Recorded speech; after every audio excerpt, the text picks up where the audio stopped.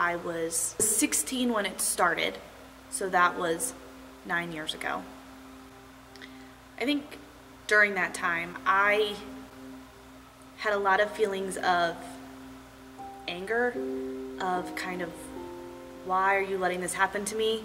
Why do I have to go through this? I think there was also a lot of confusion about, did I do something wrong? Was there something I should have done differently? Am I not a good enough person? And then there was a lot of fear, I think, of, I'm now stepping into this huge unknown. I don't understand this lifestyle, this culture, all of these things that are brand new to me, I'm now suddenly thrown into, and the God that I thought I knew wouldn't do that to me. And I think there was just a lot of fear and confusion about, how does my faith fit into what is now happening to me and the things that God is putting in my life now. I'd have days where I was okay with it. I felt close to God. I could see his hand on it. I could see him holding me up.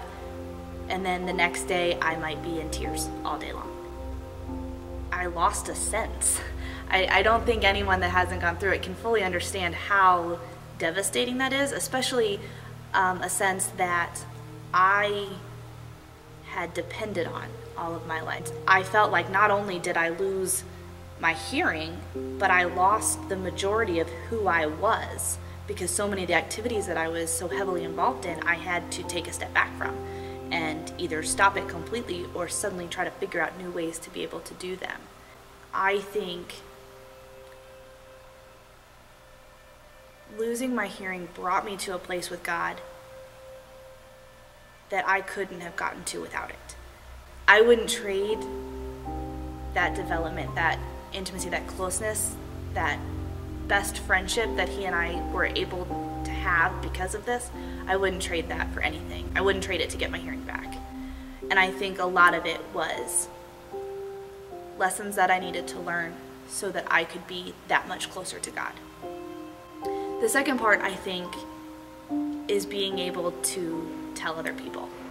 I have had so many opportunities now to talk to people, to tell them my story, to share in their stories that allow me to talk about God and to talk about that relationship with God that I wouldn't have had otherwise. I now have a very unique and special testimony that gives me the opportunity to shout out about God's plan and God's love and God's compassion when you're going through something hard.